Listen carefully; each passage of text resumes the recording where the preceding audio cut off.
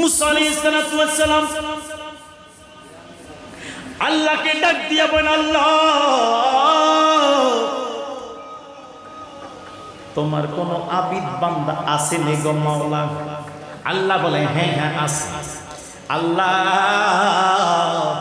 তার সন্ধান কোথায় পাইতাম? আল্লাহ ডাক দিয়া বলেন, দুই সাগরে যেখানে মিলন ঘটেছে ওই জায়গার মধ্যে আমার মাহবুব বান্দার দেখা পাইবা। আমার আল্লাহ ডাক দিয়া বলেন, আমার ওই মাহবুব বান্দা ওই জায়গায় পাওয়া যাবে। একটা কই মাছ ভেজে নাও। কই মাছ? বিরক্ত হচ্ছেন বুঝি আপনারা? কই মাছ কি করে নাও? ভেজে নাও। কই মাছ ভেজে গেছে, ভাজা মাছ তো আর কি জিন্দা হয় না? ভেজে নিছে, একদম সিদ্ধ হয়ে গেছে, রান্না একবারে খাওয়া যাবে। ওই মাছটা পাতিলের মধ্যে নিলেন। মুসা কালিমুল্লাহর একজন খাদেম ছিল, খাদেম নিল। ডাবার উপরে যেতে যেতে যেতে যেতে আল্লাহ ডাক দিয়ে বলে, কালিম, ও আমার কালিমুল্লাহ, এই মাছটা যেই জায়গায় জিন্দা হয়ে যাবে ওই জায়গার মধ্যে আমার ওই মাহবুব বান্দার দেখা পাওয়া যাবে। যেতে যেতে যেতে যেতে দুই নদীর যেখানে মিলন ঘটেছে ওই জায়গায় মাছটা যাওয়া, ওই জায়গা যাওয়া মাত্র মাছটা জিন্দা হয়ে গেল। মাছটা জিন্দা হওয়ার পরে একটা লাফ দিয়ে পানিতে পড়ে গেল। আল্লাহ, মাছ তো জিন্দা হয়েছে, পানিতে পড়ে গেছে, এখন কোথায় পাইতাম? যেই দিক দিয়ে মাছ গেছে ওই দিক দিয়ে একটা রাস্তা হয়ে গেছে। আল্লাহ ডাক দিয়ে বলে, ও আমার কালিমুল্লাহ, ওই রাস্তা দিয়ে যান, যান, ওই রাস্তা দিয়ে চলে যান। যেই মাত্র রাস্তা দিয়ে যাচ্ছে, যেতে যেতে একজনের সঙ্গে দেখা হলো। আপনার নাম কি? বলে আমার নাম মুসা কালিমুল্লাহ। আপনার নাম কি? বলে আমার নাম হযরতে খাজা খিজির আলাইহিস সালাতু ওয়াস সালাম। কেন আসলেন? বলে আল্লাহ পাকের হুকুমে আপনার কাছে আসলাম কিছু সময় থাকার জন্য। তাই নাকি? আমার সাথে কি থাকতে পারবেন? হ্যাঁ হ্যাঁ থাকতে পারবো, তবে একটা শর্ত আছে, আমি যাহা কিছু করব দেখবেন কিন্তু বলতে পারবেন না। যাহা কিছু করব আপনি দেখবেন কিন্তু বলতে পারবেন না। সৈয়দপুরবাসী হৃদয়ের কান লাগায় শোনেন, মহা গুরুত্বপূর্ণ আলোচনা করছি। আল্লাহ পাকের কোরআন থেকে তাফসীর 15 এবং 16 নম্বর পারা সূরাতুল কাফের মধ্যে দেখবেন তাফসীর পাবেন। একদম ঘটনাটি আপনারা পেয়ে যাবেন। এইবার মুসা কালিমুল্লাহ ডাক দিয়া বলে, ঠিক আছে বলতাম না, চলেন আপনার সঙ্গে থাকবো। এইবারে মুসা কালিমুল্লাহ আলাইহিস সালাতু ওয়াস সালাম খাজা খিজির আলাইহিস সালামের সঙ্গে যাচ্ছেন, নদী পথে যাচ্ছেন, নৌকার উপরে উঠতেন। যেতে যেতে যেতে যেতে নৌকা যখন নদীর মাঝখানে চলে যায়, নৌকার থেকে একটা নিচ থেকে একটা তক্তা খাজা খিজির আলাইহিস সালাম নৌকাটাকে আপনারা তুলে নিলেন, একটা তক্তা উঠাই দিলেন, নৌকাটাকে ফুটা করে দিলেন, ছিদ্র করে দিলেন। মুসা কালিমুল্লাহ ডাক দিয়া বলেন, কি ব্যাপার, কি ব্যাপার, এটা কেন করলেন? ফুটা করলেন এর জন্য পানি ডুববে উপরে, আমরা এখানে ডুবে যাব, আমরা এখানে মারা যাব, এটার জন্য নাকি? এবার হযরতে খাজা খিজির আলাইহিস সালাম ডাক দিয়া বলে, ও মুসা কালিমুল্লাহ, আপনি দেখবেন কিন্তু বলতে পারবেন না। ঠিক আছে, ওকে, চলেন তাহলে। নদী পার দেওয়া হয়ে গেল। যেতে এবার স্থল রাস্তা দিয়ে যাচ্ছেন, রাস্তা দিয়ে যায়। হঠাৎ করে আপনার অনেকগুলো ছেলে খেলাধুলা করে। সবচেয়ে সুন্দর চেহারা যেই ছেলেটার আছে ওই ছেলেটাকে ধরলে হযরতে খাজা খিজির আলাইহিস সালাম তার গর্দান মটকাই দিলেন, একদম মেরে ফেললেন। হযরতে মুসা কালিমুল্লাহ ডাক দিয়া বলেন, কি ব্যাপার, আপনি কেন এটা করলেন? কেন করলেন? ছেলেটা কোনো অপরাধ করে নাই, ছেলেটা কোনো দোষ করে নাই, আপনি কি কারণে তাকে মেরে ফেললেন? যুবক ভাইরা রে, হযরতে খাজা খিজির আলাইহিস সালাম বলে, আপনার সঙ্গে কথা কি হয়েছে দেখবেন কিন্তু বলতে পারবেন না। কেন আবার প্রশ্ন করছেন? আর একবার যদি করেন তাহলে আপনি আপনার রাস্তায়, আমি আমার রাস্তায়। আর একবার যদি করেন তাহলে আপনি আপনার রাস্তায়, আমি আমার রাস্তায়। আবার যেতে যেতে যেতে যেতে হযরতে মুসা কালিমুল্লাহ আলাইহিস সালাতু ওয়াস সালামের খাদেম বলল, হুজুর খিদা লেগেছে। মুসা কালিমুল্লাহ যখন এই কথা শুনলো, খিদা লেগেছে, কি করা যায়? হযরতে খাজা খিজির আলাইহিস সালাম বললেন, ঠিক আছে যাও, ওই এলাকাবাসীর সামনে এলাকা দেখা যায়, তাদের কাছ থেকে খাওয়া নিয়ে আসো, যাও কিছু নিয়ে আসো। যুবক ভাইরা রে, এইবার যখন কিছু চাওয়ার জন্য গেলেন, দিল না তো দিল না, একদম তারাই দিল, তারাই।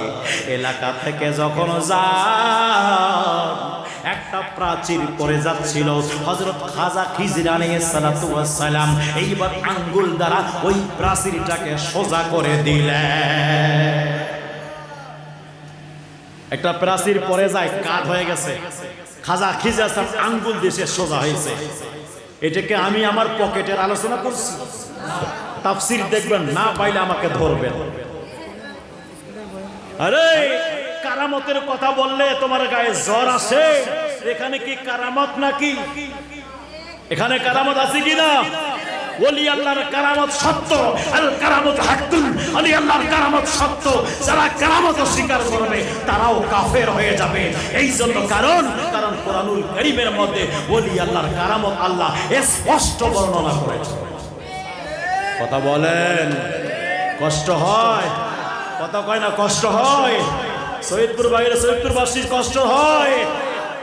এইবার মুসা আলাইহিস সালাম ডাক দিয়া বললেন, অপকারের অপকার কেন করলেন? খানা চাইলাম, তারা তারাইয়া দিল না। পারিশ্রমিক ছাড়াই আপনি তাদের উপকার করলেন, কেন করলেন?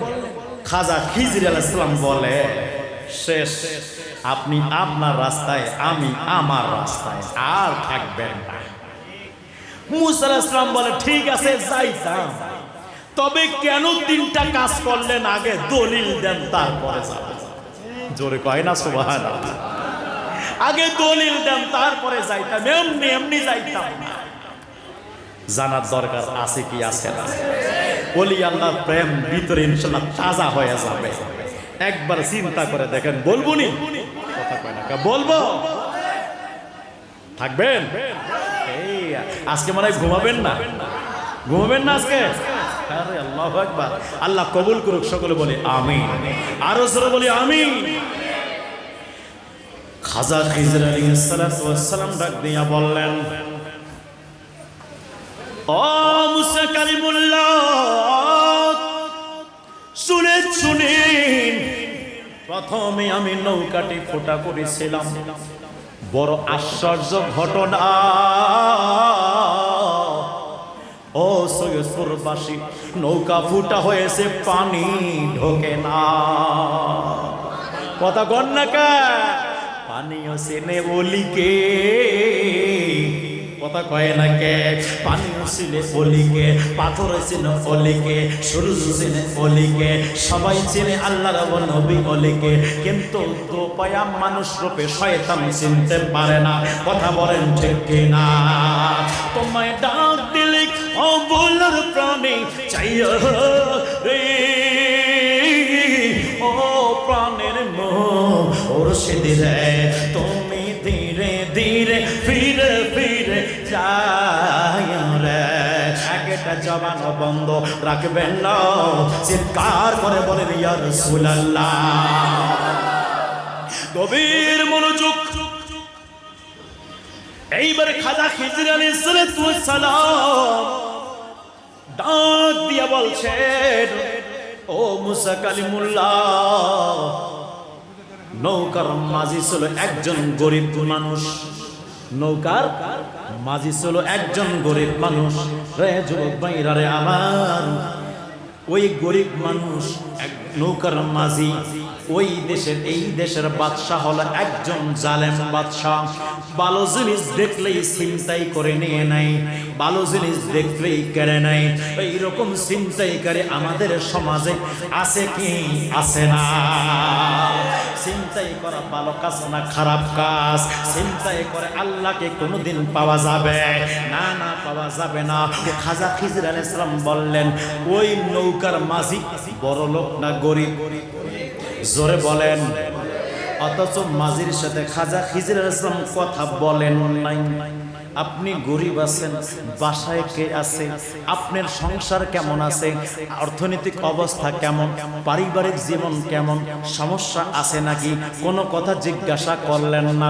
না করে বলছেন ও মুসা কালিমুল্লাহ, ওই নৌকার মাঝি একদম গরিব, এনারা মোট 10 ভাই আছে, 5 ভাই বিমার, 5 ভাই অর্থ উপার্জন করে, এই 5 ভাইয়ের অর্থ দ্বারা 10 জনের সংসার চলে। যদি ওই নৌকা জালেম বাদশা নিয়ে নিত, তার পরিবারের কষ্ট হইতো, তার পরিবারের দুঃখ চলে আসতো। এই জন্য ওই গরিবের সংসারটাকে বাঁচানোর জন্য নৌকাটাকে ফুটো করে দিয়েছি। আমরা যখন নৌকা থেকে নেমে যাব, পানি তখন নৌকার মধ্যে ডুবে যাবে, ঢুকে যাবে। নৌকার মধ্যে পানি ঢুকলে একদম নৌকাটি নিচে চলে যাবে। জালিম বাদশা যখন চলে যাবে, নৌকাটি আবার ভেসে উঠবে। জোরে জোরে কি বলা যাবে না সুবহানাল্লাহ। ওরে যুবক ভাইরা রে, মুসা আলাইহিস সালাতু ওয়াস সালাম, খাজা খিজির আলাইহিস সালাতু ওয়াস সালাম যতক্ষণ ওই নৌকার মধ্যে ছিলেন, পানি ঢোকে না। যখন ওনারা নেমে গেলেন, পানি ঢোকা শুরু হয়ে গেল। ওরে ওলি আল্লাহর কারামত দেখতে চাও, একবার চিন্তা করে দেখো। এইবার হযরত মুসা কালিমুল্লাহ ডাক দিয়া বলে, একদম ঠিক করেছেন। জোরে কন্যা সুবহানাল্লাহ, একদম ঠিক করেছেন। কিন্তু এত সুন্দর ছেলেটাকে কেন হত্যা করলেন এখন আমারে বলেন। বলে তাহলে শুনে নেন, এই ছেলেটা যদি বড় হইতো তাহলে কাফের হয়ে যাইত। কিরে, আমাদের দেশে কিছু সংখ্যক ব্যক্তিগুলো বলে দেয় ভবিষ্যৎবাণী একমাত্র আল্লাহ ছাড়া কেউ জানে না। এখানে তো কোরআন বলছে খাজা খিজিরও জানে। কথা কয় না, খাজা খিজির আসলাম নবী না ওয়ালি, বেশিরভাগ কল আব্দে সলে নেক বান্দা। নেক বান্দা যদি ওই ছেলেটা বড় হলে তার তকদিরে কি লেখা দেখ যায়, উনি খাজা খিজির আলাইহিস সালাম যদি দেখতে পারে রে, তাহলে ওলি আল্লাহর শান যদি এটা হয়, আমার নবীর শান কেমন হবে, আমার রাসূলের পাকের শান কেমন হবে? আমাটা বলেন ঠিক কি না? রায় যুবক ভাইরা রে, ও মুরব্বি বাবারা, এইবার হযরতে খাজা খিজির আলাইহিস সালাতু ওয়াস সালাম ডাক দিয়া বলে, ওই ছেলেটা বড় হইলে কাফের হয়ে যাইতো। তার মা বাবা ইমানদার, তার মা বাবা ইমানদার, সে বড় হয়ে কাফের হয়ে মা বাবাকে চাপ সৃষ্টি করত, ইমানটাকে নষ্ট করে দিত। এই জন্য মেরে দিয়েছি, তার মা বাবার ইমান বাঁচাইছি। কিন্তু শোনেন শোনেন মুসা কালিমুল্লাহ গো, আল্লাহ পাক ওই সন্তানটাকে আমি তো মেরে দিলাম, কিন্তু আমার আল্লাহ তার মা বাবার শিকামের মধ্যে বাবার মা বাবা এবং মায়ের মাধ্যমে আমার আল্লাহ একটা কন্যা সন্তান দান করবে। ওই কন্যা সন্তান যখন বড় হবে, একজন নবীর সঙ্গে বিবাহ দেওয়া হবে। আবার ওই নবীর সাথে যখন বিবাহ হবে রে, ওনার পেটের মধ্যে আমার আল্লাহ আরেকজন নবীকে পাঠাবে। রে আত্মার জগতে এখনো আছেন খাজা খিজির আলাইহিস সালাম, ওখান থেকে দেখেন মুসা কালিমুল্লাহ ডাক দিয়া বলে, একদম ঠিক করেছেন, রাইট করেছেন। তবে এবার 3 নাম্বারটা বলেন, কেন প্রাচীরটা সোজা করে দিলে? কেন প্রাচীরটা সোজা করে দিলেন? এটা কি কারণে করলেন? ইমাম গাজী হযরতে মুসা হযরতে খাজা খিজির আলাইহিস সালাম বললেন, ও মুসা কালিমুল্লাহ, কেন দিলাম জানতে চান? তাহলে শোনেন না, শোনে না, ওই প্রাচীরটা পড়ে যাচ্ছিল, ওই জায়গায় 2 জন ইয়েতিমের সম্পদ আমার আল্লাহ লুকায়ে রাখছেন। 2 জন ইয়েতিমের সম্পদ লুকায়ে রাখছেন। ইমাম হযরতে খাজা খিজির আলাইহিস সালাম প্রমাণ করে দেয়, রুহের জগৎ দেখতে পারেন, মাতৃ জগৎ দেখতে পারেন, দুনিয়ার অবস্থা জানতে পারেন, জমিনের নিচের খবরও দেখতে পারেন। কথা কয় না, কথা কন না কেন?